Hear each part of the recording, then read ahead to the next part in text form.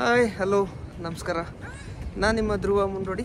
ನೀವು ನೋಡ್ತಿದ್ದೀರ ನನ್ನ YouTube channel Mundodi vlogs. So ಇವತ್ತು ಡೇ 2 ಇನ್ ಜಪಾನ್. ನಿನ್ನೆ ನಾವು ಒಳ್ಳೆ ಪ್ಲೇಸಸ್ಗೆಲ್ಲ ಸೈಟ್ ಸೀಯಿಂಗ್ ಹೋಗಿದ್ವಿ. ಅದು ವಿಡಿಯೋ ಆಲ್ರೆಡಿ ಅಪ್ಲೋಡ್ ಆಗಿದೆ.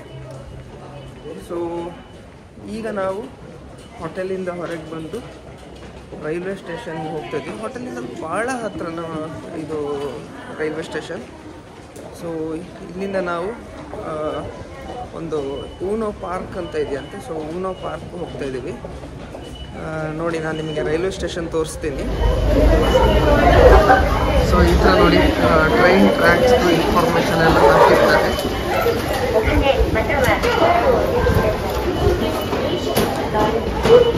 ನೋಡಿ, ಜನರು ಇದು ಟಿಕೆಟ್ಸ್ ಎಲ್ಲ ಪರ್ಚೇಸ್ ಮಾಡ್ತಾ ಇದ್ದಾರೆ ಕಿಯೋಸ್ಕ್ ಮೆಷಿನ್ಸ್ ಇಂದ. ನಮ್ಮ ಹತ್ರ ಆಲ್ರೆಡಿ ಕಾರ್ಡ್ ಇದೆ. ನಾನು ಆಲ್ರೆಡಿ ನೆನ್ನೆ ಹೇಳಿದೆ, ನಾವು ಕಾರ್ಡ್ ಮಾಡಿಸ್ಕೊಂಡಿದ್ದೀವಿ. ಸೊ ಆ ಕಾರ್ಡಿಗೆ ರೀಚಾರ್ಜ್ ಮಾಡಿಕೊಂಡು ನಾವು ಯಾವ ಟ್ರೈನ್ ಸ್ಟೇಷನಲ್ಲಿ ಬೇಕಾದರೂ ಚೆಕ್-ಇನ್ ಆಗಿ ಚೆಕ್ಔಟ್ ಆಗ್ಬೋದು. ನೋಡಿ, ಇದು ನಂದು ಕಾರ್ಡ್. ಇದನ್ನು ಹಿಂಗೆ ಮಾಡಿದರೆ ಅಲ್ಲಿ ಗೇಟ್ ಓಪನ್ ಆಗುತ್ತೆ. ಸೊ ನಾವು ಪ್ಲ್ಯಾಟ್ಫಾರ್ಮ್ 2 ಹೋಗ್ತಾ ಇದ್ದೀವಿ. ಸೊ ಈ ಕಾರ್ಡ್ ನಾವು ರೀಚಾರ್ಜ್ ಮಾಡಿಕೊಂಡ್ರೆ ಇದರಿಂದ ನಾವು ಏನು ಬೇಕಿದ್ರೆ ಪರ್ಚೇಸ್ ಕೂಡ ಮಾಡ್ಬೋದು. ಟೂರಿಸ್ಟ್ ಡೆಸ್ಟಿನೇಷನ್ಸಲ್ಲಿ ನಾವು ಟಿಕೆಟ್ ಕೂಡ ತೊಗೋಬೋದು. ಟ್ರೈನ್ಗೂ ಟಿಕೆಟ್ ತೊಗೋಬೋದು, ಬಸ್ಸಿಗೂ ಟಿಕೆಟ್ ತೊಗೋಬೋದು, 7-Eleven ಪರ್ಚೇಸು ಮಾಡ್ಬೋದು. ಎಲ್ಲದಕ್ಕೂ ಯೂಸ್ ಆಗುತ್ತೆ. ಬನ್ನಿ ಟ್ರೈನ್ಗೆ ಹೋಗೋಣ. ಸಿಕ್ಕಾಬಟ್ಟೆ ರಶ್ ಇದೆ. ಅರ್ಲಿ ಅವರ್ಸ್ ಎಲ್ಲ ಸಿಕ್ಕಾಬಟ್ಟೆ ರಶ್ ಇದೆ. ಸೊ ನೆಕ್ಸ್ಟ್ ಸ್ಟಾಪ್ ಇಕೆಬುಕರ್ ಅಂತ ಹೇಳ್ತಾ ಇದ್ದೆ.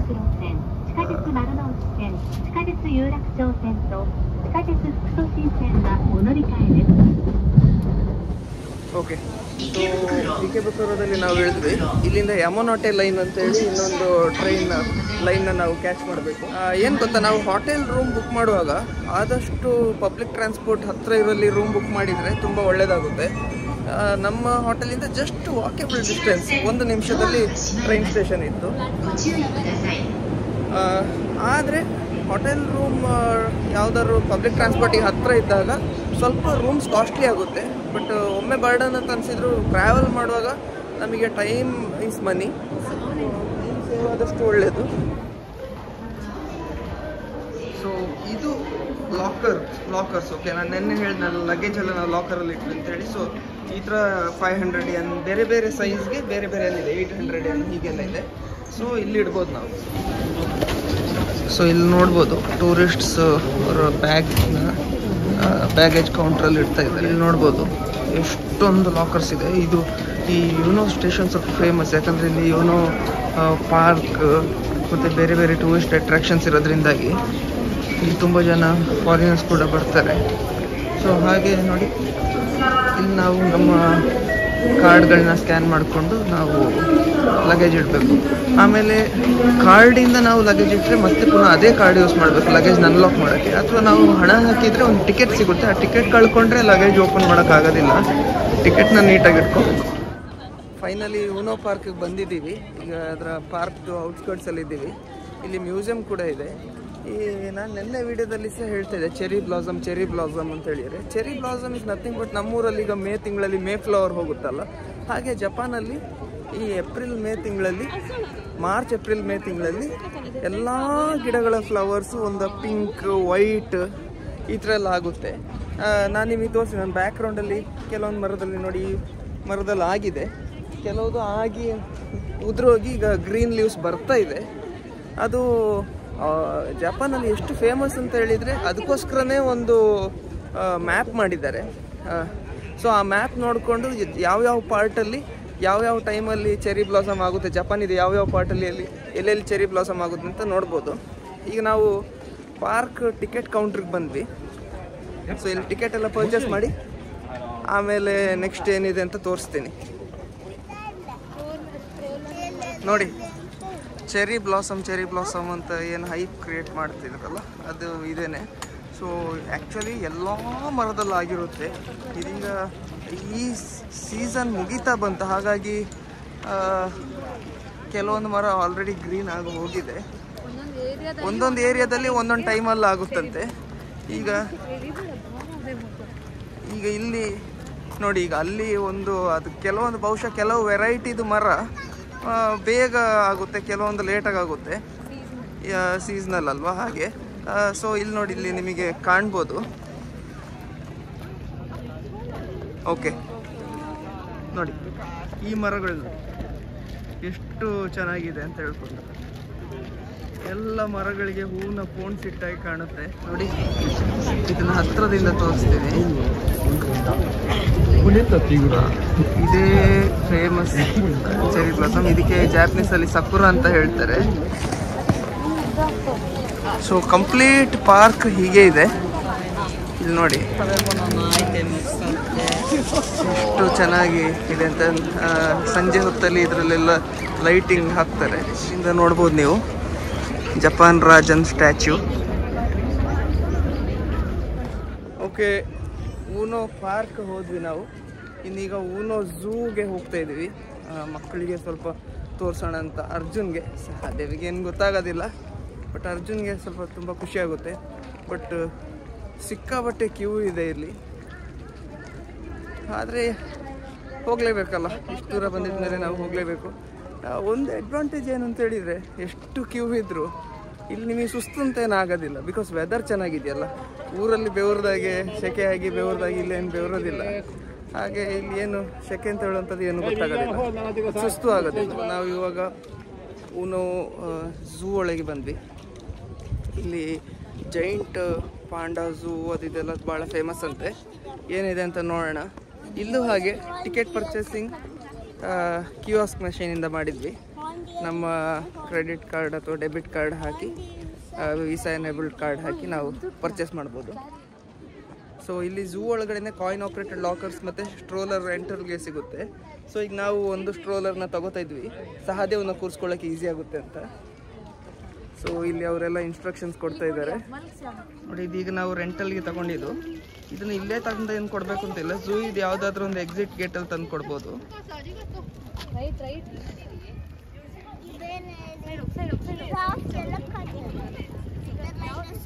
ನೋಡಿ, ಇಲ್ಲಿ ಕೂಡ ಚೆರಿ ಬ್ಲಾಸಮ್ ಕಾಣುತ್ತೆ ನಿಮಗೆ. ಇಲ್ಲಿ ಯಾವುದೋ ಒಂದು ಹಳೆಯ ಟೆಂಪಲ್ ಥರ ಕಾಣ್ತಾ ಇದೆ ನೋಡಿ. ಆ ಚೆರಿ ಬ್ಲಾಸಮ್ ಇದು ಬ್ಯಾಕ್ಗ್ರೌಂಡಲ್ಲಿ ಟೆಂಪಲ್ನ ನೋಡೋದೇ ಒಂದು ಚಂದ ನೋಡಿ. ಎಷ್ಟು ಚೆನ್ನಾಗಿದೆ ಅಂತ ಹೇಳಿದರೆ, ಇದು ಝೂಕ್ಕಿಂತ ಇಲ್ಲಿ ಎಲ್ಲ ಪ್ರಾಣಿಗಳು ಇದೆಯಂತೆ. ನಮ್ಗೆ ಇನ್ನೂ ಯಾವುದು ಕಾಣಕ್ಕೆ ಶುರು ಆಗಿಲ್ಲ. ಬಟ್ ಏನೇ ಇರಲಿ ನೋಡಿ, ನೆಲದ ಮೇಲೆಲ್ಲ ಸಕುರ ಫ್ಲವರ್ಸ್ ಬಿದ್ದಿದೆ. ಆಮೇಲೆ ನೀವು ಹೀಗೆ ನೋಡಿದರೆ ಈ ಟೆಂಪಲ್, ಈ ಬ್ಯಾಕ್ಗ್ರೌಂಡ್ ನಿಜವಾಗ್ಲೂ ಸ್ವರ್ಗಲೋಕ ನೋಡಿದಾಗ ಆಗ್ತಾಯಿದೆ. ಈ ಗಿಡಗಳು 5 ಸ್ಟೋರಿ ಪಗೋಡ ಅಂತೆ. ಇದು 1639 ಇಸ್ವಿನಲ್ಲಿ ಇದನ್ನು ಕನ್ಸ್ಟ್ರಕ್ಟ್ ಮಾಡಿದ್ದಾರೆ. ಸೊ ಒಂದು ಈ ಬಿಲ್ಡಿಂಗ್ ಹೇಗಿದೆ ಅಂತ ಹೇಳಿದರೆ ತುಂಬ ಚೆನ್ನಾಗಿದೆ. ಈ ಬ್ಯಾಕ್ಗ್ರೌಂಡಲ್ಲಿ ತುಂಬ ಚೆನ್ನಾಗಿ ಕಾಣುತ್ತೆ. ನನಗೆ ವಿಡಿಯೋದಲ್ಲಿ ಇದಕ್ಕೆ ಜಸ್ಟಿಸ್ ಕೊಡೋಕೆ ಆಗೋದಿಲ್ಲ. ಅವತ್ತಿಂದ ಇವತ್ತಿನವರೆಗೆ ಜಪಾನಲ್ಲಿ ಎಷ್ಟು ಅರ್ತ್ಕ್ವೇಕ್ಸ್ ಆಗಿರ್ಬೋದು. ಯಾಕಂದರೆ Japan land of the rising sun ಜೊತೆ ಅರ್ತ್ಕ್ವೇಕ್ಸ್ ಕೂಡ ನಾಡೆ. ಅಷ್ಟೊಂದು ಅರ್ತ್ಕ್ವೇಕ್ಸ್ ಆದರೂ ಒಂದು ಕ್ರ್ಯಾಕು ಕಾಣ್ತಾ ಇಲ್ಲ ಗೋಡೆ ಮೇಲೆ. ಆ ಥರ ಬಿಲ್ಡ್ ಮಾಡಿದ್ದಾರೆ.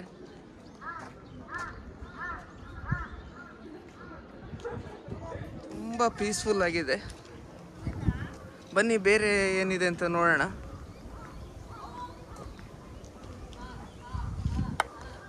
ಇಲ್ಲಿಂದ ಒಂದು ಸ್ವಲ್ಪ ಪ್ರಾಣಿಗಳು ಕಾಣಕ್ಕೆ ಸ್ಟಾರ್ಟ್ ಆಯಿತು. ಇಲ್ಲಿ ನೋಡಿ, ಇಲ್ಲಿ ಅಳಿಲ್ ಕಾಣ್ತಾ ಇರ್ಬೋದು ನಿಮಗೆ. ಸ್ವಲ್ಪ ದೊಡ್ಡ ವೆರೈಟಿ ಅಳಿಲ್ ಥರ ಕಾಣುತ್ತೆ ನನಗೆ. ಸೊ ಇಲ್ಲೆಲ್ಲ ಬರ್ಡ್ಸ್ ಎಲ್ಲ ಇಟ್ಟಿದ್ದಾರೆ ಅಂತೆ ಒಳಗಡೆ. ಏನೆಲ್ಲ ಕಾಣುತ್ತೆ ಅಂತ ನೋಡೋಣ. ನನಗೆ ಇನ್ಫ್ಯಾಕ್ಟ್ ಇಲ್ಲಿ ಪ್ರಾಣಿಗಳಿಗಿಂತ ಇಲ್ಲಿ ನೇಚರೇ ತುಂಬ ಖುಷಿ ಆಗ್ತಾ ಇದೆ. ಓಕೆ, ಇಲ್ಲೊಂದು ವಿಧದ ಕಾಡು ಕೋಣ ಇದೆ ನೋಡಿ, ಇಲ್ಲಿ ನೋಡ್ಬೋದು ನೀವು. ಇದು ಅಮೇರಿಕನ್ ಬೈಸನ್ ಅಂತೆ. ಸಿಕ್ಕಾಪಟ್ಟೆ ದೊಡ್ಡದಿದೆ. ಬಹುಶಃ ಅದ್ರ ತಲೆನೇ ಒಂದು 50 kg ಅಷ್ಟು ಭಾರ ಇರ್ಬೋದು, ಅಷ್ಟು ದೊಡ್ಡದಿದೆ. ನಾನು ಝೂಮ್ ಮಾಡಿದ್ದೀನಿ ವಿಡಿಯೋನ ನೋಡಿ. ಇದು ಈ ಥರ ಮೆಷಿನ್ಸ್ ನಿಮಗೆ ಜಪಾನಲ್ಲಿ ಎಲ್ಲ ಕಡೆ ಸಿಗುತ್ತೆ. ನಾಟ್ ಓನ್ಲಿ ಝೂ, ಎಲ್ಲ ಕಡೆ. Even public stand, bus stand, ಅಥವಾ ಒಂದು ರೋಡಲ್ಲಿ ಸಹ ಸಿಗುತ್ತೆ. ಇಲ್ಲಿ ನೀವು ಕಾಯಿನ್ ಹಾಕಿ ಅಲ್ಲಿರೋ ಬೆವರೇಜಸ್ ಜ್ಯೂಸು ಅದು ಇದು ಏನು ಬೇಕಿದ್ರೆ ನೀವು ತಗೋಬೋದು. ಸೊ ಅಲ್ಲಿ ಒಂದು ಸ್ವಲ್ಪ ಮಂಗ ಕಾಡ್ಕೋಣ ಅದಿದೆಲ್ಲ ನೋಡಿದ ಮೇಲೆ ಆಮೇಲೆ ನಾವು ಈಚೆ ಬಂದ್ವಿ, ವೆಸ್ಟ್ ಗೇಟಿಗೆ ಬಂದ್ವಿ. ಇಲ್ಲಿ ಏನೋ ಒಂದು ಕೊಳ ಥರ ಕಾಣ್ತಿದೆ, ಅಲ್ಲಿ ಒಂದು ಸ್ವಲ್ಪ ಪ್ರಾಣಿಗಳಿದೆಯಂತೆ. ಇಲ್ಲಿ ಟ್ವಿನ್ ಪಾಂಡ ಮತ್ತು ಅಡಲ್ಟ್ ಪಾಂಡ ಅಂತ 2 ಸೆಕ್ಷನ್ ಇದೆಯಂತೆ, ಅದು ನೋಡೋಕ್ಕೆ ಬಂದ್ವಿ. ಆಮೇಲೆ ನಿಮಗೆ ಬ್ಯಾಕ್ಗ್ರೌಂಡಲ್ಲಿ ನಿಮಗೆ ದೊಡ್ಡ ಲೇಕ್ ಕಾಣ್ಬೋದು, ಅದರಲ್ಲಿ ತುಂಬ ಮೈಗ್ರೇಟರಿ ಬರ್ಡ್ಸ್ ಇದ್ದಾಗಿದೆ ನೋಡಿ. Horse, domestic animals in Japan ಹೆಂಗೆ ಮಾಡಿದ್ದಾರೆ ಅಂತ. In old days horses were use to carry people or goods. Japanese horses are small, so women and children were major caretakers. Okay, ಹಿಂದಿನ ಕಾಲದಲ್ಲಿ ಇದನ್ನು ಎಲ್ಲ ಕಡೆ ಮಾಡ್ತಿದ್ದಂಗೆ ಟ್ರಾನ್ಸ್ಪೋರ್ಟೇಷನ್ಗೆಲ್ಲ ಯೂಸ್ ಮಾಡ್ತಾಯಿದ್ರು. ಜಾಪನೀಸ್ ಹಾರ್ಸು ಬೇರೆ ಕಡೆ ಹಾರ್ಸ್ಗಳಿಗಿಂತ ಸ್ವಲ್ಪ ಚಿಕ್ಕ ಹಾರ್ಸ್ಗಳು. ಸೊ ಇದನ್ನು ಮನೆ ಹೆಂಗಸರು ಇದನ್ನು ನೋಡ್ಕೋತಿದ್ರಿ ಅಂತ ಆವಾಗಿನ ಕಾಲದಲ್ಲೆಲ್ಲ. ನೋಡಿದ್ರಲ್ಲ ಜಾಪನೀಸ್ ಕುದುರೆ ಹೇಗಿರುತ್ತೆ ಅಂತೇಳಿ. ಈಗ ಬೇರೆ ಏನಿದೆ ಅಂತ ನೋಡೋಣ. ಇಲ್ಲಿ ಜಾಪನೀಸ್ ಬೋಟು ಹೇಗಿದೆ ಅಂತ ನೋಡಿ. ಆಡು, ಜಾಪಾನಿದು ಆಡು ಭಾಳ ಸ್ಪೆಷಲ್ ಆಗಿದೆ. ಓಕೆ, ನಾನು ಇವಾಗ ಕಿಯೋಸ್ಕ್ ಮಿಷನಿಂದ ಕೋಕ್ ಹೇಗೆ ತೆಗೆಯೋದು ಅಂತ ತೋರಿಸ್ಕೊಡ್ತೀನಿ ನಿಮಗೆ. ನೋಡಿ, ಇಲ್ಲಿ ಈಗ ಕೋಕ್ಗೆ 180 ಅಂತ ಇದೆ, 180 ಇದೆ. ಫಾಂಟ ಇದೆ, ಫಾಂಟ 140 ಅಂತ ಇದೆ. ಈಗ ನಾನು ಕೋಕ್ ಒರಿಜಿನಲ್ ಟೇಸ್ಟ್ ತೆಗಿತೀನಿ.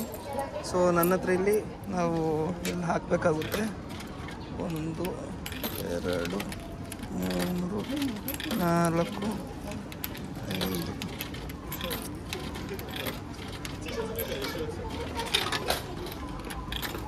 ಓಕೆ, 180 ಅಂತ ತೋರಿಸ್ತಾ ಇದೆ.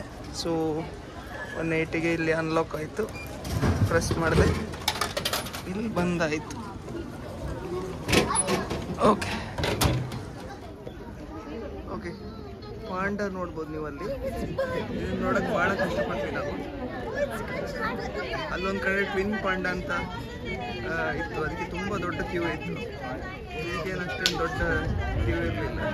ಇದು ಪಾಂಡ ವೈಟ್ ಕಲರ್, ತಲೆ ಎಲ್ಲ ವೈಟ್ ಆದರೆ ಮಣ್ಣು ಮೇಲೆ ಕೂತು ಕುಂಡೆ ಎಲ್ಲ ರೆಡ್ ಆಗೋಗಿದೆ. ಮಧ್ಯಾಹ್ನ 1 ಆಯಿತು.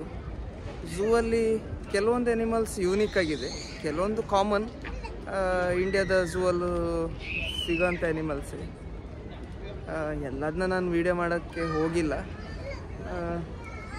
ಆಮೇಲೆ ಇನ್ನು ನಮ್ಮ 2 ಮಕ್ಕಳಿದ್ದಾರಲ್ಲ ಅಲ್ಲಿ ನೋಡಿ ಬ್ಯಾಕ್ಗ್ರೌಂಡಲ್ಲಿ, ಅಯ್ಯೋ ಅವ್ರನ್ನ ಸಮಾಧಾನ ಮಾಡಿಕೊಂಡು ಝೂ ಸುತ್ತೋದಂದರೆ ಏನು ಸುಲಭದ ಮಾತಲ್ಲ. ಯಾಕಂದರೆ ದೊಡ್ಡ ಝೂ, ಬಹುಶಃ ಒಂದು 50-100 ಎಕರೆಯಲ್ಲಿ ಇದೆ. ನಾವು ನಡಿಬೇಕು. ಆಲ್ರೆಡಿ ಈಗ ಒಂದು 3-4 ಕಿಲೋಮೀಟ್ರ್ ನಡೆದ ಆಯಿತು. ಪುಣ್ಯಕ್ಕೆ ಸ್ಟ್ರೋಲರ್ ತೊಗೊಂಡಿದ್ದು ತುಂಬ ಒಳ್ಳೆಯದಾಯಿತು. ಸ್ಟ್ರೋಲರ್ ಇದರಿಂದ ತುಂಬ ಸಹಾಯ ಆಯ್ತು ನಮಗೆ. ಇಲ್ಲಾಂದರೆ ಸ್ವಲ್ಪ ಕಷ್ಟ ಆಗಿರೋದು. ನನ್ನ ಬ್ಯಾಕ್ ಪ್ಯಾಕಲ್ಲಿ ನನ್ನ ಜಶ್ಮಿ ಹತ್ರ ಇನ್ನೊಂದು ಸೈಡ್ ಬ್ಯಾಕ್ ಪ್ಯಾಕ್ ಇದೆ. ಸೊ 2 ಥರದ್ದಿದೆ ನಮ್ಮದು. ಸೊ ಇಲ್ಲಿ ಝೂ ಅಲ್ಲಿ ನಾವು ಕ್ಯಾಂಟೀನಿಗೆ ಬಂದು ಊಟ ಮಾಡೋಕ್ಕೆ ಇಲ್ಲಿ ಸುಮಾರು ಐಟಮ್ಸ್ ಇದೆ ನೋಡಿ, ಕಾಣ್ಬೋದು. ಹೆಚ್ಚಿನ ಐಟಮ್ಸ್ ಬೀಫ್ ಇದೆ, ಆಮೇಲೆ ಪೋರ್ಕ್, ಆಮೇಲೆ ಅದು ಬಿಟ್ಟರೆ ನಿಮಗೆ ವೀಟ್ ಮತ್ತು ರೈಸ್ ಯೂಸ್ ಮಾಡ್ತಾರೆ. ಪುಣ್ಯಕ್ಕೆ ಇವರು ರೈಸ್ ಕೂಡ ತಿಂತಾರೆ ಜಪಾನಲ್ಲಿ, ಸ್ಟಿಕ್ಕಿ ರೈಸ್ ಅಂತ, ಸ್ವಲ್ಪ ಅಂಟಿರುತ್ತೆ. ಆಮೇಲೆ ಚಿಕನ್ ನಾರ್ಮಲ್ ಇಂಡಿಯಾದಲ್ಲಿ ಸಿಗೋ ಹಾಗೆ ಸಿಗುತ್ತೆ. ಖಾರ ಏನು ಜಾಸ್ತಿ ತಿನ್ನೋದಿಲ್ಲ ಇವರು, ಸ್ವಲ್ಪ ಸ್ವೀಟಿಶ್ ಆಗಿರುತ್ತೆ. ಖಾರ ಬೇಕಂದರೆ ನಾವು ಎಕ್ಸ್ಟ್ರಾ ಆ್ಯಡ್ ಮಾಡ್ಕೋಬೋದು.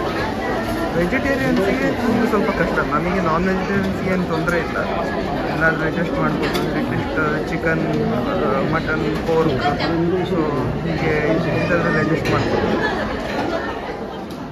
ಇಲ್ಲಿ ರೈಸ್ ಇದೆ, ಇದು ವೆಜಿಟೇಬಲ್ ರೈಸ್, ಐಸ್ ಕ್ರೀಮ್, ಇದೊಂದು ಜ್ಯೂಸ್, ಇದು ಹಾಗೆ ನೂಡಲ್ಸ್, ಪ್ಯಾನ್ ಕೇಕ್, ಇದರಲ್ಲಿ ಚಿಕನ್ ಇದೆ. ಸೊ ಅದೇ ಇಲ್ಲಿ ಏನು ಆ ಥರ ಏನು ತೊಂದರೆ ಆಗಲಿಕ್ಕಿಲ್ಲ ಊಟಕ್ಕೆ. ಬಟ್ ವೆಜಿಟೇರಿಯನ್ಸಿಗೆ ಸ್ವಲ್ಪ ಕಷ್ಟನೇ. ಇವತ್ತೇನೋ ನಮಗೆ ಪುಣ್ಯಕ್ಕೆ ವೆಜ್ ಫುಡ್ ಜಾಸ್ತಿ ಸಿಕ್ತು, ಆಮೇಲೆ ಒಂದು ಚಿಕನ್ ಐಟಮ್ ಸಿಕ್ತು. ಇಲ್ಲಾಂದರೆ ಯೂಶ್ವಲಿ ಬೀಫೇ ಇರುತ್ತೆ ಎಲ್ಲ ಕಡೆ. ಇವತ್ತು ಒಳ್ಳೆ ಊಟ ಸಿಕ್ದಂಗಿದೆ ನಮಗೆ. ಸೊ ಊನೋ ಝೂ ಇದ್ದು ಕ್ಯಾಂಟೀನಲ್ಲಿ ನಾವು ಊಟ ಮುಗಿಸಿದ್ವಿ. ಊಟ ಚೆನ್ನಾಗಿದೆ. ಆಮೇಲೆ ಇಲ್ಲಿ ಪ್ಯಾನ್ ಕೇಕ್ ನಮಗೆ ತುಂಬ ಇಷ್ಟ ಆಯಿತು, ಹಾಗೆ ಅದೊಂದು 2 ಪಾರ್ಸೆಲ್ ತೊಗೊಂಡ್ವಿ. ಇಲ್ಲೆಲ್ಲ ಹಾಗೆ ಮಾಡ್ಬೇಕು ನಾವು. ಎಲ್ಲರೂ ಹೋದಾಗ ನಮಗೆ ಹೋಟೆಲ್ ಇಷ್ಟ ಆಯಿತು, ಅಲ್ಲಿದು ಊಟ ಇಷ್ಟ ಆಯಿತು ಅಂತ ಹೇಳಿದರೆ ಅಲ್ಲಿಂದ ಪಾರ್ಸೆಲ್ ತೊಗೊಳ್ಳೋದೇ ಬೆಟರ್. ಯಾಕಂತ ಹೇಳಿದರೆ ಮತ್ತೆ ಪುನಃ ಹೋಟೆಲ್ ಹುಡ್ಕೊಂಡು ಹೋಗೋದು ನಮಗೆ ಗೊತ್ತಿಲ್ಲದೆ ಇರೋ ಪ್ಲೇಸಲ್ಲಿ ಕಷ್ಟ ಆಗುತ್ತೆ. ಹೊಟ್ಟೆ ತುಂಬಿದ ಮೇಲೆ ಮಕ್ಕಳಿಬ್ಬರು ಖುಷಿಯಾಗಿದ್ದಾರೆ. ಇಲ್ಲಾಂದರೆ ಅರ್ಜುನ್ ತುಂಬ ಇರಿಟೇಟ್ ಮಾಡ್ತಾ ಇದ್ದ. ಅರ್ಜುನ್ ಈಗ ಗುಡ್ ಬಾಯ್ ಆದಾಗೆ ಕಾಣ್ತಾ ಇದ್ದಾನೆ. ಸಹದೇವ್ ಕೂಡ ತುಂಬ ಹ್ಯಾಪಿಯಾಗಿದ್ದಾನೆ. ಪೋಲಾರ್ ಬೇರ್ ನಾನು ಫಸ್ಟ್ ಟೈಮ್ ನೋಡ್ತಾ ಇರೋದು ಲೈಫಲ್ಲಿ. ನೋಡಿ, ಜಪಾನಲ್ಲಿ ಪೋಲಾರ್ ಬೇರ್ ಕೂಡ ಇಟ್ಟಿದ್ದಾರೆ. ಇದು ಕಂಪ್ಲೀಟ್ ಸೀಲ್ಡ್ ಸೆಟಪ್. ಈ ಗುಹೆನ ಕಂಪ್ಲೀಟಾಗಿ ಸೀಲ್ ಮಾಡಿದ್ದಾರೆ. ಮೋಸ್ಟ್ಲಿ ಒಳಗಡೆ AC ಏನಾದರೂ ಸೆಟಪ್ ಮಾಡಿರ್ಬೋದು. ಆದರೂ ಬಿಸಿಲು ಬೀಳೋತ್ತಿಗೆ ಪಾಪ ಅದು ಆಚೆ ಈಚೆ ಓಡಾಡ್ತಾ ಇದೆ.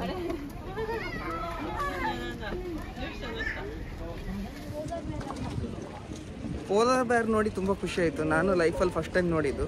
ಜಪಾನಲ್ಲಿ ಬಂದು ಒಂದು ಪೋಲಾರ್ ಬೇರ್ ನೋಡೋ ಒಂದು ಅವಕಾಶ ಸಿಕ್ತು. ನೋಡಿ, ಹಿಂದೆ ಎಲ್ಲ ಚೆರಿ ಬ್ಲಾಸಮ್ ಆಗಿದೆ, ಸಕುರ. ನನಗೆ ಜಪಾನಲ್ಲಿ ಎಲ್ಲಕ್ಕಿಂತ ಇಷ್ಟ ಆಗಿದೆ ಇಲ್ಲಿದ್ದು ಪ್ರಕೃತಿ. ಅದ್ಭುತ ಪ್ರಕೃತಿ. ಪ್ಲಸ್ ವೆದರ್ ತುಂಬ ಚೆನ್ನಾಗಿದೆ. ಚಳಿ ಇದೆ. ನಮಗೆ ಸೆಕೆ ವಾತಾವರಣದಿಂದ ಬಂದವರಿಗೆ ಶೀತ ಪ್ರದೇಶದಲ್ಲಿ ಒಮ್ಮೆ ಅಡ್ಜಸ್ಟ್ ಆಗಲಿಕ್ಕೆ ಕಷ್ಟ ಆಗ್ಬೋದು. ಎರಡನೇದು ಇವರ ಆರ್ಕಿಟೆಕ್ಚರ್. ಏನು ಆರ್ಕಿಟೆಕ್ಚರ್ ಗೊತ್ತಾ, ಅದು ಕೂಡ ಹಳೇ ಟೆಂಪಲ್ಸು ಅದೆಲ್ಲ ನೋಡಿದರೆ ತುಂಬ ಚೆನ್ನಾಗಿದೆ. ಮೂರನೇದು ಜನರು ತುಂಬ ಹೆಲ್ಪ್ಫುಲ್ ಮತ್ತು ವೆರಿ ಪೊಲೈಟ್. ಅವ್ರಿಗೆ ಏನು ಸಿಟ್ಟೇ ಬರೋದಿಲ್ಲ. ನಾವು ಎಷ್ಟು ಸಲ ಬೇಕಾದ್ರೆ ಕ್ವಶನ್ ಮಾಡ್ಬೋದು, ಅದಕ್ಕೆ ತುಂಬ ಪೇಷನ್ಸಲ್ಲಿ ಆನ್ಸರ್ ಮಾಡ್ತಾರೆ. ಆಮೇಲೆ ಲ್ಯಾಂಗ್ವೇಜ್ ಗೊತ್ತಿಲ್ಲ ಅಂದರೆ ಅವರಿಂದ ಎಷ್ಟು ಸಾಧ್ಯ ಆಗುತ್ತೋ ಅಷ್ಟು ಅರ್ಥ ಮಾಡ್ಸೋಕ್ಕೆ ಟ್ರೈ ಮಾಡ್ತಾರೆ. ಈಗ ನನ್ನ ಹಿಂದೆ ನಿಮಗೊಂದು ಬಿಲ್ಡಿಂಗ್ ಕಾಣ್ಬೋದು ನೋಡಿ, ಎಷ್ಟು ಚೆನ್ನಾಗಿದೆ ನೋಡಿ. ಈ ಆರ್ಕಿಟೆಕ್ಚರ್ ಇದೆಯಲ್ಲ, ಅದು ನೋಡೋಕ್ಕೆ ಒಂಥರ ಭಾಳ ಖುಷಿಯಾಗುತ್ತೆ. ಪಾರ್ಕ್, ಝೂ ಎಲ್ಲ ನೋಡಿದ ಮೇಲೆ ಈಗ ನಾವು ಶಿಂಜುಕು ಗೋಯನ್ ಸಿಟಿ ಅಂತ ಹೇಳುವಂಥ ಒಂದು ಪ್ಲೇಸಿಗೆ ಬಂದ್ವಿ. ತುಂಬ ಚೆನ್ನಾಗಿದೆ. ಏನು ಹೇಳಬೇಕು ಗೊತ್ತಾಗ್ತಾ ಇಲ್ಲ. ನಾನು ನಿಮಗೆ ಯಾವುದಕ್ಕೂ ಇನ್ನೊಂದು ಕ್ಯಾಮ್ರಾ ವ್ಯೂ ಇಂದ ತೋರಿಸ್ತೀನಿ. ಎಲ್ಲನೂ ವೆಲ್ ಆರ್ಗನೈಸ್ಡ್.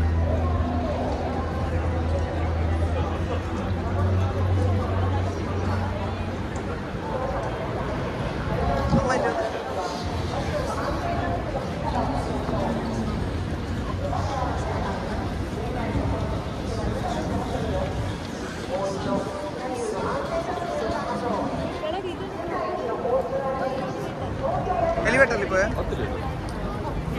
ಬನ್ನಿ, ಇವಾಗ ನಾವು ಇಲ್ಲಿಂದ ಕೆಳಗಡೆ ಹೋಗೋಣ.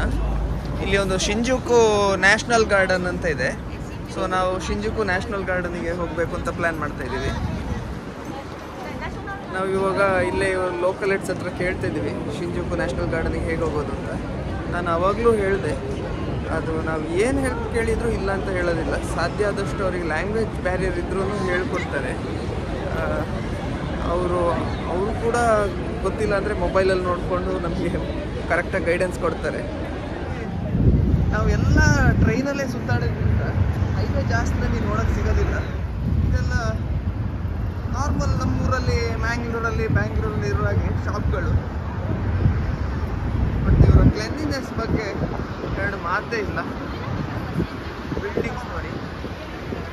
ಆಮೇಲೆ ಇದು ಜಪಾನಿದು ಕ್ಯಾಬ್ಗಳು, ಟ್ಯಾಕ್ಸಿಗಳು ನೋಡಿ. ಜಪಾನಿದು ಕಾರ್ಗಳು, ಟ್ರಕ್ಗಳು ನೋಡಿ. ಈ ಥರ ಎಲ್ಲ ನಾನು ನೋಡಿದ ಮಟ್ಟಿಗೆ ನಿಮಗೆ ದೊಡ್ಡ ಟ್ರಕ್ಗಳಂತ ಕಾಣೋದಿಲ್ಲ. ಎಲ್ಲ ಸ್ವಲ್ಪ ಸಣ್ಣದೇ ಇರುತ್ತೆ.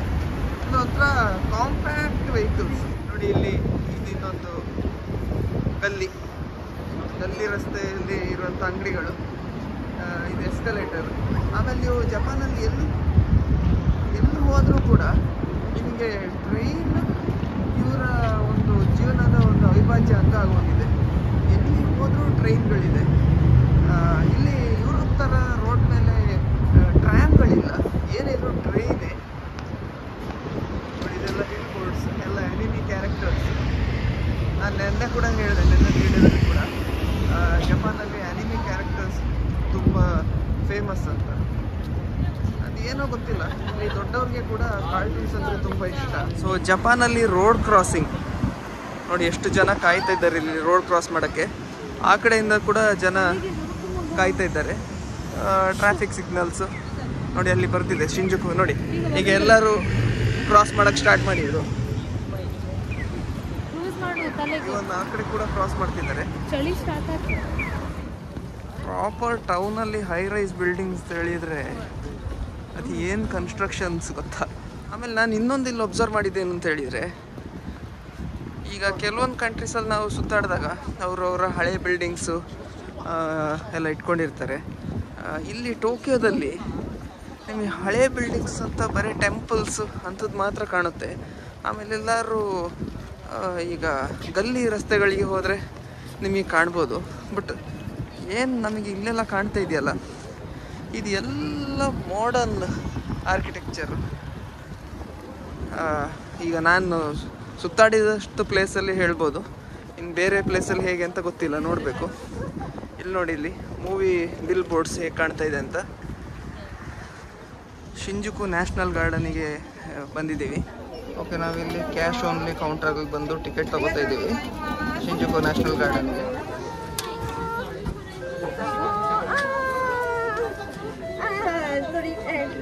Okay, thank you.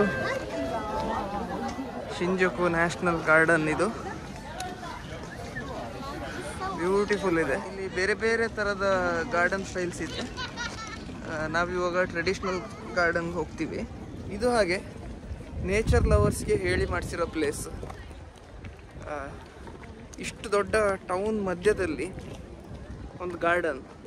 ಈಗ ಬ್ಯಾಂಗ್ಳೂರಲ್ಲಿ ಲಾಲ್ಬಾಗ್ ಇದ್ದಾಗೆ ತುಂಬ ಚೆನ್ನಾಗಿದೆ ಮತ್ತು ವೆಲ್ ಮೈಂಟೈನ್ಡ್. ನೋಡಿ, ಗ್ರಾಸ್ ಎಲ್ಲ ವೆರಿ ವೆಲ್ ಮೈಂಟೈನ್ಡ್. ಈಗ ನಾನು ನಿಮಗೆ ಒಂದು ವ್ಯೂ ತೋರಿಸ್ತೀನಿ ನೋಡಿ. ಈಗ ನೋಡಿ ಹೇಗೆ ಕಾಣ್ತಾ ಇದೆ ನೋಡಿ.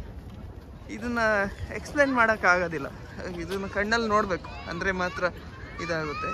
ನಾನು ಸಾಧ್ಯವಾದಷ್ಟು ನಿಮಗೆ ತೋರಿಸ್ತೀನಿ. ಆಮೇಲೆ ಜನ ಎಲ್ಲ ರಿಲ್ಯಾಕ್ಸ್ಡಾಗಿ ಹೀಗೆ ಗ್ರೌಂಡಲ್ಲಿ ಕೂತಿದ್ದಾರೆ. ವೆದರ್ ಅಷ್ಟು ಚೆನ್ನಾಗಿದೆ, ನೀವು ಬಿಸಿಲಲ್ಲಿ ಕೂತ್ರೂ ನಿಮ್ಗೆ ಏನೂ ಗೊತ್ತಾಗೋದಿಲ್ಲ, ಬಿಸಿಲಲ್ಲಿ ಇದ್ದೀರಂತಲೇ ಗೊತ್ತಾಗೋದಿಲ್ಲ. ಹಾಗಾಗಿ ಆರಾಮ್ಸೆ ಕೂರ್ಬೋದು. ಫೋಟೋಗ್ರಫಿ ಮಾಡೋರ್ಗಂತೂ ಇದು ಹೇಳಿ ಮಾಡಿಸಿರೋ ಪ್ಲೇಸ್ ಸ್ವರ್ಗ. ಫೋಟೋಗ್ರಾಫರ್ಸ್ ನಮ್ಮೂರಲ್ಲಿ ಕ್ಯಾಂಡಿಡ್ ಫೋಟೋಗ್ರಫಿ ಅದಿದ್ದು, ಆಮೇಲೆ ಈ ಮದುವೆ ಪ್ರೀ ವೆಡ್ಡಿಂಗ್ ಫೋಟೋಗ್ರಫಿ ಎಲ್ಲ ಮಾಡೋರಿಗೆ ಇದರಂಥ ಪ್ಲೇಸ್ ನಿಮಗೆ ಸಿಗ್ಲಿಕ್ಕಿಲ್ಲ. ಈಗ ನನ್ನ ಹೆಂಡತಿ ಜೊತೆ ಕೇಳೋಣ ಎಕ್ಸ್ಪೀರಿಯನ್ಸ್ ಹೇಗಿದೆ ಅಂತೇಳಿ. ಜಸ್ಟ್ ಮತ್ತೆ ಅಷ್ಟೇ, ನಾ ಎರಡೇ ವರ್ಡಲ್ಲಿ ಹೇಳ್ತೀಯಾ? ವರ್ಡ್ಸೇ ಸಿಗ್ತಾ ಇಲ್ವಾ? ವರ್ಡ್ಸೇ ಸಿಗ್ತಾ ಇಲ್ಲ ಅಂತ ಎಕ್ಸ್ಪ್ಲೈನ್ ಮಾಡೋಕ್ಕೆ. ಆ ಥರ ಇದೆ. ಅದೇ ಸ್ವರ್ಗದಲ್ಲಿ ಇದ್ದಂಗೆ ಆಗ್ತಾ ಇದೆ. ನಾವು ನೆದರ್ಲ್ಯಾಂಡ್ಸಲ್ಲಿ ಟ್ಯೂಲಿಪ್ ಗಾರ್ಡನ್ಸ್ ನೋಡಿದ್ವಿ, ಅದು ಚೆನ್ನಾಗೇ ಇದೆ, ತುಂಬ ಚೆನ್ನಾಗಿದೆ, world's biggest tulip garden. But ಯಾಕೋ ನನಗೆ ಇದನ್ನು ನೋಡಿದ ಮೇಲೆ ಇದು ಏನೋ ಒಂಥರ ಔಟ್ ಆಫ್ ಮೈ ವರ್ಡ್ಸ್, ಹೇಳೋಕ್ಕೆ ಆಗ್ತಾಯಿಲ್ಲ. ಟ್ಯೂಲಿಪ್ ಗಾರ್ಡನ್ಸಲ್ಲಿ ಏನಂದರೆ ಬರೀ ನಿಮಗೆ ಬೇರೆ ಬೇರೆ ಥರದ ಟ್ಯೂಲಿಪ್ ಫ್ಲವರ್ಸ್ ಇದೆ. ಬಟ್ ಇಲ್ಲಿ ನೀವು ಯಾವ ಮರ ನೋಡಿದ್ರು ಅದು ಏನೋ ಒಂಥರ ಈ ಗಾರ್ಡನಲ್ಲಿ ಕಟ್ಟಿಂಗ್ ಮಾಡಿದಾಗೆ, ನ್ಯಾಚುರಲಿ. ಅದೇನು ದೇವರೇ ಮಾಡಿರೋದು, ಮನುಷ್ಯರೇನು ಕಟ್ಟಿಂಗ್ ಮಾಡಿಲ್ಲ, ದೇವರೇ ಕಟ್ಟಿಂಗ್ ಮಾಡಿರೋದು, ಆಯಿತಾ? ಅದ್ರ ಜೊತೆಗೆ ಇವರ ಆರ್ಕಿಟೆಕ್ಚರ್, ಇವರ ಹಳೆ ಬಿಲ್ಡಿಂಗ್ಸ್ದು ಆರ್ಕಿಟೆಕ್ಚರ್ ಇದೆಯಲ್ಲ, ನಿಜವಾಗ್ಲೂ ಈ ಗಾರ್ಡನ್ಸ್ನ ಬೇರೆ ಬೇರೆ ಥೀಮಲ್ಲಿ ಮಾಡಿದ್ದಾರೆ. ಸೊ ನಾವು ನೋಡಿರೋದು 100ಅಲ್ಲಿ ಜಸ್ಟ್ 1 or 2% ಅಷ್ಟೇ, ಬಿಕಾಸ್ ಅಷ್ಟು ದೊಡ್ಡದಿದೆ. ನಮಗೆ ಅದೇ ನಾವು ನಮ್ಮಿಂದ ಎಷ್ಟು ಸಾಧ್ಯ ಇದೆಯೋ ಅಷ್ಟು ಕವರ್ ಮಾಡೋಕ್ಕೆ ಟ್ರೈ ಮಾಡ್ತೀವಿ. ಬಟ್ ಒಂದು ಮಾತ್ರ ಹೇಳ್ತೀನಿ, ಕ್ಯಾಮರಾ ಲೆನ್ಸಿಂದ ಈ ಬ್ಯೂಟಿಗೆ ಜಸ್ಟಿಸ್ ಕೊಡೋಕ್ಕೆ ಸಾಧ್ಯವೇ ಇಲ್ಲ. ಬರೀ ಇದೊಂದು ಈ ಚೆರಿ ಬ್ಲಾಸಮಿಂದಾಗಿ ಜಪಾನ್ಗೆ ಲಕ್ಷಾಂತರ ಜನ ಟೂರಿಸ್ಟ್ಸ್ ಈ ಒಂದು 2-3 ತಿಂಗಳಲ್ಲಿ ಬರ್ತಾರೆ. ಇದನ್ನು ಕಣ್ತುಂಬಿಸ್ಕೊಳ್ಳೋಕ್ಕೆ ಅಂತಲೇ ಬರ್ತಾರೆ. ನಿಜ, ನಾನು ಏನು ಚೆರಿ ಬ್ಲಾಸಮ್ ನಮ್ಮೂರಲ್ಲೂ ಮೇ ಫ್ಲವರ್ ಆಗುತ್ತಲ್ಲ ಹಾಗೇ ಇರ್ಬೋದೇನೋ ಅಂತ ತಿಳ್ಕೊಂಡಿದ್ದೆ. ಬಟ್ ಇದು ಇಷ್ಟು ನಿಮ್ಮ ಮನಸ್ಸಿಗೆ ಕಣ್ಣಿಗೆ ಖುಷಿ ಕೊಡುತ್ತೆ ಅಂತ ಹೇಳೋಂಥದ್ದನ್ನ ನಾನು ಯೋಚನೆ ಮಾಡಿಲ್ಲ. ಜಪಾನಿದು ಕಾಗೆ ಒಂದು ಯಾವ ಸೈಜಲ್ಲಿದೆ ಅಂತ ಹೇಳಿದರೆ ನಮ್ಮೂರದ್ದು 4 ಕಾಗೆ ಸೇರ್ಬೇಕು, ಅಷ್ಟು ದೊಡ್ಡದಿದೆ ನೋಡಿ. ಇಲ್ಲಿ ಜಪಾನ್ದು ಕಾಗೆ, ನಮ್ಮೂರದ್ದು ಕಾಗೆ ಆದರೆ 4 ಕಾಗೆ ಸೇರಬೇಕು. ಇದು ಝೂಮ್ ಮಾಡಿದ್ದೆ, ಬಟ್ ಅಷ್ಟು ಗೊತ್ತಾಗೋದಿಲ್ಲ.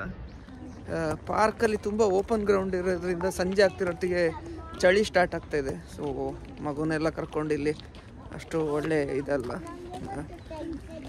ಇಲ್ಲಿದ್ದು ಮಕ್ಕಳಿಗೆ ಆದರೆ ಓಕೆ, ಅವರು ಬೆಳಿಗ್ಗೆ ಎದ್ದಿದ ತಕ್ಷಣವೇ ಐಸ್ ವಾಟರ್ ಕುಡಿತಾರೆ. ನಾನು ಜಪಾನಲ್ಲಿ ಒಬ್ಬರು ಇಂಡಿಯನ್ ರೆಸ್ಟೋರೆಂಟಲ್ಲಿ ನಮ್ಮೊಬ್ಬರು ಕುಕ್ನ ಮಾತಾಡ್ತಾ ಇದ್ದೆ, ಡೆಹ್ರಾಡೂನ್ ಅವ್ರನ್ನ. ಅವರು ಅದೇ ಹೇಳ್ತಾಯಿದ್ರು, ನಾವು ಕೇಳ್ತಿದ್ವಿ ನಮ್ಮ ಮಕ್ಕಳಿಗೆ ಬಿಸಿನೀರು ಕೊಡಬೇಕು ಅಂತ ಹೇಳಿದಾಗ, ಅಯ್ಯೋ ಇಲ್ಲಿ ಜಪಾನಲ್ಲಿ ಅವ್ರ ಮಕ್ಕಳಿಗೆ ಹುಟ್ಟಿದ ತಕ್ಷಣವೇ ಐಸ್ ಬಾಯಿಗೆ ಹಾಕ್ಬಿಡ್ತಾರೆ ಅಂತ. ಅಂದರೆ ಆಗಲ್ಲ, ಬಟ್ ಸಣ್ಣ ಮಕ್ಕಳಿಗೆ ಐಸ್ ವಾಟರ್ ಕೊಟ್ಟು ಅಭ್ಯಾಸ ಮಾಡಿಬಿಟ್ಟಿದ್ದಾರೆ. ಸೊ ಅವರು ಈ ಕೋಲ್ಡ್ ವಾಟರ್ಗೆ ರೆಸಿಸ್ಟೆಂಟ್ ಆಗಿ ಹೋಗಿದ್ದಾರೆ. ಎಲ್ಲೂ ನಿಮಗೆ ಬಿಸಿನೀರು ಸಿಗೋದೇ ಇಲ್ಲ. ಇವನ್ ಹಾಲು ಕೂಡ ತಣ್ಣಗೆ ಸಿಗೋದು. ಇವನ್ ರೆಸ್ಟೋರೆಂಟಲ್ಲಿ ಇವತ್ತು ಬೆಳಿಗ್ಗೆ ನಾವು ಬ್ರೇಕ್ಫಾಸ್ಟ್ ಮಾಡಿದಾಗ ಹಾಲು ಇಟ್ಟಿದ್ರು, ಹಾಲು ಕೋಲ್ಡ್ ಹಾಲೇ ಇಟ್ಟಿದ್ರು. ಸೊ ಬಿಸಿ ಹಾಲು ಸಿಗೋದಿಲ್ಲ. ಕಾಫಿ ಟೀ ಕೂಡ ಹಾಗೆ, ನಿಮಗೆ ಜನ ಜಾಸ್ತಿ ಕೋಲ್ಡ್ನೇ ಪ್ರಿಫರ್ ಮಾಡ್ತಾರೆ. ಅದು ಕೆಲವೊಂದು ಜಾಗದಲ್ಲಿ ಬಿಸಿ ಕಾಫಿ ಬಿಸಿ ಟೀ ಸಿಗುತ್ತೆ. ಗಾರ್ಡನಿಂದ ಎಕ್ಸಿಟ್ ಆದ್ವಿ, ಚಳಿ ಜಾಸ್ತಿ ಆಗಿದ್ದರಿಂದ ಮಕ್ಕಳಿಗೆ ಕಷ್ಟ ಆಯಿತು. ಕಂಪ್ಲೀಟ್ ಗಾರ್ಡನ್ ಕವರ್ ಮಾಡೋಕ್ಕಾಗಿಲ್ಲ. ನೆನ್ನೆ ನಾವು ಟೋಕಿಯೋ ಸ್ಕೈ ಟ್ರೀ ಅಂತ ಒಂದು ಬಿಲ್ಡಿಂಗ್ ನೋಡಿದ್ವಿ. ಇವತ್ತು ಟೋಕಿಯೋ ಟವರ್ ನೋಡೋಕೆ ಹೋಗ್ತಾ ಇದ್ದೀವಿ. ಟೋಕಿಯೋ ಟವರ್ ನಿಮಗೆ ಗೊತ್ತಿದೆ, ರೇಡಿಯೋ ಸ್ಟೇಷನ್ ಎಲ್ಲ ಇದೆ ಅಲ್ಲಿ ಟೋಕಿಯೋ ಟವರಲ್ಲಿ. ಅದು ಒಂದು ಇಂಪಾರ್ಟೆಂಟ್ ಲ್ಯಾಂಡ್ ಮಾರ್ಕ್ ಟೋಕಿಯೋದು. ಸೊ ಅದನ್ನು ನೋಡೋಕೆ ಹೋಗ್ತಾ ಇದ್ದೀವಿ. ಅಲ್ಲಿ ಏನಿದೆ ಅಂತ ನೋಡೋಣ. ನೈಟ್ ಆಗ್ತಾ ಬಂದಾಗೆ ಟೋಕಿಯೋ ಟೌನ್ನ ನೋಡೋದೇ ಒಂದು ಚಂದ. ಎಲ್ಲ ಬಿಲ್ಡಿಂಗ್ಗಳದ್ದು ಬಿಲ್ ಬೋರ್ಡ್ಗಳು ಲೈಟ್ಗಳೆಲ್ಲ ಆನ್ ಆಗ್ತಾ ಇರುತ್ತೆ. ಆಮೇಲೆ ನಾವು ಟೂರಿಸ್ಟ್ ಡೆಸ್ಟಿನೇಷನಿಂದ ಹೊರಗಡೆ ಇದ್ದೀವಿ. ಇದು ಲೋಕಲ್, ಇದು ಏನು ಯಾವುದೇ ಟೂರಿಸ್ಟ್ ಅಟ್ರಾಕ್ಷನ್ ಅಲ್ಲ, ಜನರ ನಾರ್ಮಲ್ ಜೀವನ ಬದುಕುವಂಥ ಏರಿಯಾ ಇದೆಲ್ಲ. ಸೊ ಇದನ್ನ ಆ್ಯಕ್ಚುಲಿ ನೋಡ್ಬೇಕು. ಯಾಕಂದರೆ ಟೂರಿಸ್ಟ್ ಡೆಸ್ಟಿನೇಷನಲ್ಲಿ ನಿಮಗೆ ಎಲ್ಲ ಹೊರಗಡೆಯವರು ಇರ್ತಾರೆ, ಯುರೋಪಿಯನ್ಸ್ ಇರ್ತಾರೆ, ಏಷ್ಯನ್ಸ್ ಇರ್ತಾರೆ. ಹಾಗೆ ಇದು ಪಕ್ಕ ಜಾಪನೀಸೇ ಓಡಾಡೋಂಥ ಜಾಗಗಳಿವೆಲ್ಲ. ಅರ್ಜುನ್, ಸೊ ಈ ಥರ ಸಿಟಿನಲ್ಲಿ ನೋಡಿ ಸಿಟಿ ಮ್ಯಾಪ್ಸ್ ಹಾಕಿದ್ದಾರೆ. ಈ ಮ್ಯಾಪಲ್ಲಿ ನಾವು ನೋಡಿಕೊಂಡು ನಮಗೆ ಎಲ್ಲಿ ಹೋಗಬೇಕು ಅದನ್ನು ಡಿಸೈಡ್ ಮಾಡ್ಬೋದು. ನಾವು ಟೋಕಿಯೋ ಟವರ್ ನೋಡೋಕೆ ಹೋಗ್ತಾ ಇದ್ದೀವಿ. ಟ್ರೈನ್ ಸ್ಟೇಷನಿಂದ ಹೊರಗಡೆ ಬಂದಾಗ ಆಲ್ರೆಡಿ ಕತ್ಲಾಗಿ ಹೋಗಿದೆ. ಏನು ಹೇಳಬೇಕು, ಲೈಟ್ಸಲ್ಲಿ ಸಿಟಿ ಎಷ್ಟು ಚೆನ್ನಾಗಿ ಕಾಣ್ತಾ ಇದೆ ಅಂತ ಹೇಳಿದರೆ ಇದು ನೋಡೋದೇ ಒಂದು ಚಂದ. ಎಲ್ಲ ಥರದ ಲೈಟ್ಸ್ಗಳು. ನಾನು ನಿಮಗೆ ಇನ್ನೊಂದು ಆ್ಯಂಗ್ಲಿಂದ ತೋರಿಸ್ತೀನಿ ನೋಡಿ. ಟೋಕಿಯೋ ಟವರ್ಗೆ 500 ಮೀಟ್ರ್, 600 ಮೀಟ್ರು, ಸುಮಾರು ಅರ್ಧ ಕಿಲೋಮೀಟ್ರ್ ಅಷ್ಟು ನಡಿಬೇಕು. ಮೋಸ್ಟ್ಲಿ ಇಲ್ಲೊಂದು ಬಸ್ ಸ್ಟಾಪ್ ಇದೆ, ಬಹುಶಃ ಇಲ್ಲಿಂದ ಬಸ್ಸು ಇರ್ಬೋದು. 95 ನಂಬರ್ ಬಸ್ ಬರುತ್ತಂತೆ ಇಲ್ಲಿ ಟೋಕಿಯೋ ಟವರ್ ಹೋಗೋಕ್ಕೆ. ಸೊ ಟೋಕಿಯೋ ಟವರ್ಗೆ ಹೋಗೋ ಬಸ್ಸಿಗೆ ಹತ್ಕೊಂಡಿದ್ದೀವಿ ನಾವು. ಅಲ್ಲಿ ಆ್ಯಕ್ಚುಲಿ ಡ್ರೈವರ್ ಹತ್ರ ಒಂದು ಸ್ಕ್ಯಾನರ್ ಇರುತ್ತೆ. ನಮ್ಮ ಹತ್ರ ಇದ್ದಿದ್ದು ಕಾರ್ಡ್ ಏನಿದೆ, ನಾನು ಅದೇ ಹೇಳಿದ್ನಲ್ಲ ರೀಚಾರ್ಜ್ ಮಾಡೋ ಕಾರ್ಡ್ ಇದೆ ಅಂತ, ಪ್ಯಾಸ್ಮೋ ಕಾರ್ಡು. ಆ ಕಾರ್ಡ್ನ ಅಲ್ಲಿ ಟ್ಯಾಪ್ ಮಾಡಬೇಕು. ಟ್ಯಾಪ್ ಮಾಡಿದಾಗ ನಾವು ಇಳಿಯೋತ್ತಿಗೆ ಮತ್ತೆ ಟ್ಯಾಪ್ ಮಾಡಬೇಕು. ಇದು ಸೇಮ್ ಸಿಸ್ಟಮ್ ನಾವು ಯುರೋಪಲ್ಲಿ ಕೂಡ ನೋಡಿದ್ವಿ, ಅದೇ ಸಿಸ್ಟಮ್ ಇಲ್ಲಿ ಕೂಡ ಇದೆ.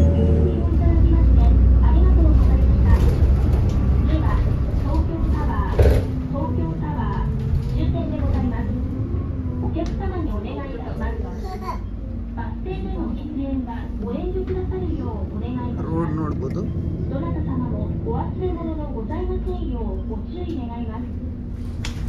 ನೋಡಿ ನಾವು ಟೋಕಿಯೋ ಟವರ್ ಕಾಣ್ತಾ ಇದ್ದೇವೆ. ಟೋಕಿಯೋ ಟವರ್ ಕೆಳಗಡೆನೆ ಬಂದ್ವಿ.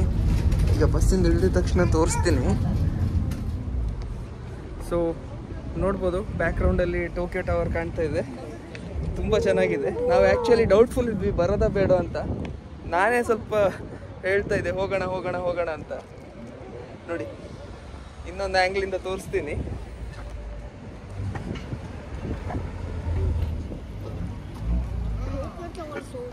ಒಳಗಡೆ ಹೋಗಕ್ಕೆ ಬಿಡ್ತಾರೋ ಇಲ್ವಾ ಅಂತ ಗೊತ್ತಿಲ್ಲ. 10:30 ಗಂಟೆ ಓಪನ್ ಇದೆ ಅಂತ ನಾವು ಇಂಟರ್ನೆಟಲ್ಲಿ ನೋಡಿದ್ವಿ. ನಾವು ಫ್ರಾನ್ಸಲ್ಲಿ ಐಫಲ್ ಟವರ್ಗೆ ಹೋಗಿದ್ವಿ. ಬಹುಶಃ ಇದನ್ನು ರೆಡ್ ಕಲರಲ್ಲಿ ಪೇಂಟ್ ಮಾಡಿದ್ದಾರೆ. ಅದಕ್ಕೆ ಇವರು ಲೈಟ್ ಹಾಕಿದಾಗ ಈ ಥರ ಒಂಥರ ಆರೆಂಜಿಶ್ ಆಗಿ ಕಾಣುತ್ತೆ. ಆಮೇಲೆ ಮೇಲೆ ಬೇರೆ ಕಲರ್ ಇದೆ, ಮೇಲೆ ಒಂಥರ ಗೋಲ್ಡನ್ ಕಲರ್ ಇದೆ. ಸೊ ಈಗ ಟೋಕಿಯೋ ಟವರ್ ಕೆಳಗಡೆ ನಿಂತ್ವಿ. ಟವರ್ ಕೆಳಗಡೆ ಎಂಟ್ರ್ ಆದಾಗ ಇಲ್ಲೆಲ್ಲ ಶಾಪಿಂಗ್ ಮಾಲ್ ಅದು ಇದೆಲ್ಲ ಮಾಡಿದ್ದಾರೆ, ಸೊವೆನಿಯರ್ ಶಾಪ್ಸ್ ಅದೆಲ್ಲ. ನಾವು ಇವಾಗ ಟಿಕೆಟ್ಸ್ ತೊಗೊಳಕ್ಕಿದೆ. ಕೆಳಗಡೆ ಹೋಗ್ಬೇಕಂತೆ 1Fಗೆ. ನೋಡಿ ಇಲ್ಲಿ 1F ಕೆಳಗಡೆ ಹೋಗಿ ಅಂತ ಹೇಳಿದರೆ ಎಸ್ಕಲೇಟರ್ ತಗೊಳ್ತಾ ಇದ್ದೀವಿ. ಟೋಕಿಯೋ ಟವರ್ ಮೇಲೆ ಹೋಗೋಕ್ಕೆ ನಾವು ಟಿಕೆಟ್ ತಗೊಂಡ್ವಿ. Welcome to Tokyo Tower. Tokyo Tower was built in 1958. Last year was our 65th anniversary. We will soon arrive at the main deck, which is 150 meters high. お待たせいたしました。まもなくメインデッキに到着です。トップデッキツアーにご参加のお客様は右手側トップデッキゲートまでお越しくださいませ。This is main deck second floor. Thank you. Tower ಮೇಲೆಯಿಂದ ಹೇಗೆ ಕಾಣುತ್ತೆ ಅಂತ ನೋಡೋಣ.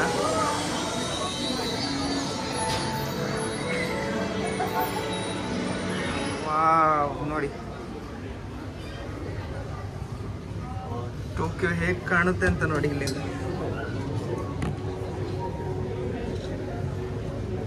Lightings, ನಾನು ಆವಾಗಲೇ ಹೇಳಿದೆ town night ಆಗಿದ್ಮೇಲೆ ನೋಡೋದೇ ಒಂದು ಚಂದ ಅಂತ. ಯಾವ ಥರ ಲೈಟಿಂಗ್ಸ್ ಇದೆ ನೋಡಿ ಟೌನಲ್ಲಿ. ಟೋಕಿಯೋ ಟವರ್ ಮೇಲೆ ಇದ್ದೀವಿ. ತುಂಬ ಖುಷಿ ಅನಿಸ್ತಾ ಇದೆ. ನಾವು ಇಲ್ಲಿಗೆ ಬರೋದು ಬೇಕಾ ಬೇಡ ಅಂತ ಯೋಚನೆ ಮಾಡ್ತಾಯಿದ್ವಿ. ಇಲ್ಲ, ನಾನು ಇನ್ಸಿಸ್ಟ್ ಮಾಡಿದೆ, ಇಲ್ಲ ಹೋಗೇ ಹೋಗೋಣ, ಟೋಕಿಯೋ ಟವರ್ ನೋಡಲೇಬೇಕು ಅಂತ. ಬಟ್ ನಿಜವಾಗ್ಲೂ ವರ್ತ್. ಈ ಮೇಲೆಯಿಂದ ಈ ಬಿಲ್ಡಿಂಗ್ಸ್ನ ನೋಡೋದಿದೆಯಲ್ಲ, ಎಸ್ಪೆಷಲಿ ನೈಟ್. ನಾವು ಡೇ ಟೈಮಲ್ಲಿ ಬಂದಿದ್ರು ನಮ್ಗೆ ಇಷ್ಟು ಖುಷಿ ಆಗ್ತಿರ್ಲಿಲ್ಲ ಏನೋ. ಸ್ವಲ್ಪ ಡಲ್ ಆಗಿರ್ಬೋದು, ಯಾಕಂದರೆ ನಿನ್ನೆ ನಾವು ಸ್ಕೈ ಟ್ರೀಗೆ ಹೋಗಿದ್ದು ಇದಕ್ಕಿಂತ ಹೈಟಲ್ಲಿತ್ತು.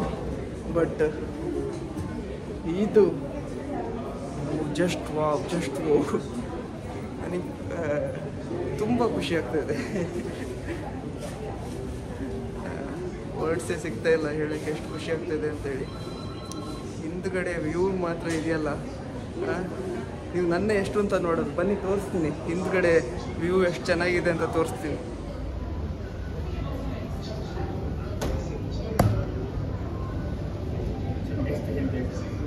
ಲೈಟ್ಸ್ ಲೇಸರ್ ಶೋ ಮಾಡ್ತಾ ಇದ್ದಾರೆ. ಸೊ ಗ್ಲಾಸ್ ಮೇಲೆ ಸಕುರದು ಇದು ರಿಫ್ಲೆಕ್ಟ್ ಆಗ್ತಾ ಇದೆ.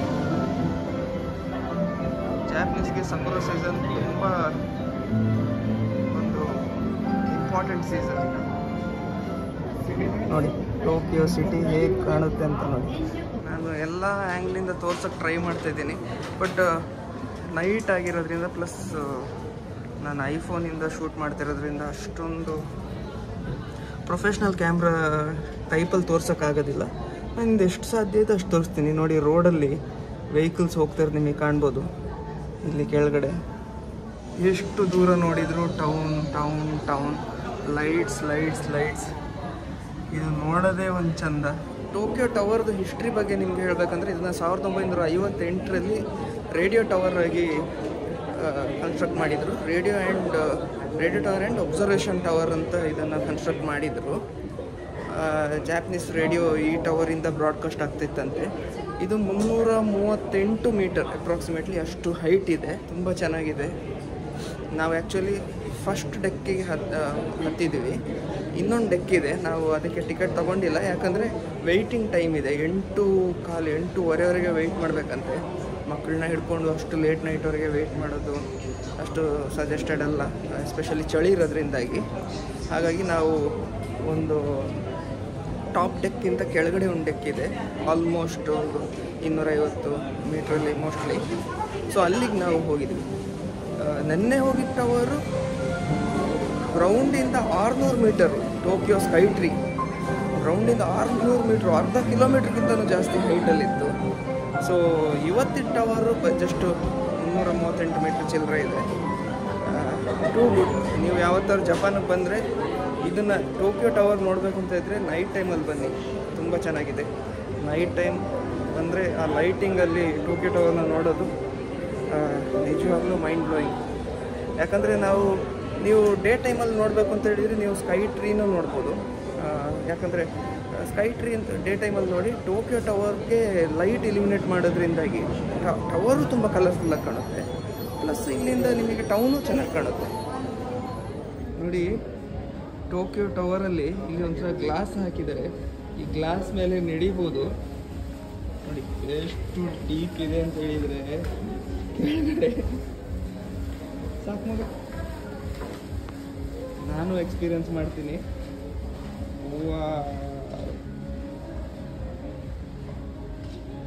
ಭಯ ಆಗುತ್ತೆ. ಟೋಕಿಯೋ ಟವರಿಂದ ಹೊರಗೆ ಬಂದ್ವಿ. ನೋಡಿ ಟೋಕಿಯೋ ಟವರ್ ಬ್ಯಾಕ್ಗ್ರೌಂಡಲ್ಲಿ ಕಾಣ್ತಾ ಇದೆ. ಸೊ ಇದು ಟೋಕಿಯೋ ಟವರ್. ಅದ್ರ ಕೆಳಗಡೆನೇ ರೆಸ್ಟೋರೆಂಟ್ಸ್ ಇತ್ತು. ಸೊ ಅಲ್ಲೇ ಊಟ ಮುಗಿಸ್ಕೊಂಡ್ವಿ ನಾವು. ಈಗ ಬಸ್ ಇದೆಯಾ ಅಂತ ಚೆಕ್ ಮಾಡ್ತಾಯಿದ್ವಿ. ಇಲ್ಲಿ ಬಸ್ ಇದು ಇನ್ಫಾರ್ಮೇಷನ್ ಇದಿದೆ. ಸೊ ಬಸ್ ಸ್ಟೇಷನಲ್ಲಿ ಬಸ್ ಇಲ್ಲ ಅಂತಾಯಿತು. ಅಂದರೆ ಬಸ್ ಸ್ಟ್ಯಾಂಡಲ್ಲಿ ಬಸ್ 8 ಗಂಟೆಗೆ ಸ್ಟಾಪ್ ಆಗುತ್ತಂತೆ. ಈಗ ಗಂಟೆ 8:15 ಆಗ್ತಾ ಬಂತು ಜಪಾನಲ್ಲಿ. ಸೊ ನಿಯರೆಸ್ಟ್ ರೈಲ್ವೆ ಸ್ಟೇಷನ್ಗೆ ಅಬೌಟ್ 500ರಿಂದ 600 ಮೀಟ್ರು ಹೋಗಬೇಕು. ಸೊ ನಾವು ನಡೆಯೋಣ ಅಂತ ಡಿಸೈಡ್ ಮಾಡಿದ್ವಿ, ಎಲ್ಲರೂ ನಡೀತಾ ಇದ್ದೀವಿ. ಸೊ ಇವತ್ತಿನ ವ್ಲಾಗ್ ಇಷ್ಟೇ. ಊಟ ಅಂತೂ ಆಯಿತು ನಮ್ಮದು, ಇನ್ನೇನು ತೋರ್ಸೋಕ್ಕೇನಿಲ್ಲ. ಮಾಮೂಲಿ ಅದೇ ರೈಲ್ವೆ ಸ್ಟೇಷನ್ನು, ಅದೇ ಹೋಟೆಲ್. ಸೊ ಇವತ್ತಿಗೆ ಈ ವ್ಲಾಗ್ ಇಲ್ಲೇ ನಿಲ್ಲಿಸ್ತಾ ಇದ್ದೀನಿ. ನಿಮಗೆ ಈ ವಿಡಿಯೋ ಇಷ್ಟ ಆಗಿದೆ ಅಂತ ನಾನು ತಿಳ್ಕೊತೀನಿ. ಈ ವಿಡಿಯೋ ಇಷ್ಟ ಆಗಿದ್ದಲ್ಲಿ ದಯವಿಟ್ಟು ಲೈಕ್ ಮಾಡಿ, ಮತ್ತು ನನ್ನ ಚಾನಲ್ಗೆ ಇನ್ನೂ ಸಬ್ಸ್ಕ್ರೈಬ್ ಮಾಡಿಲ್ಲ ಅಂದರೆ ದಯವಿಟ್ಟು ಸಬ್ಸ್ಕ್ರೈಬ್ ಮಾಡಿ, ಮತ್ತು ವಿಡಿಯೋನ ಶೇರ್ ಮಾಡೋದಂತೂ ಮರೀಲೇಬೇಡಿ. Thank you.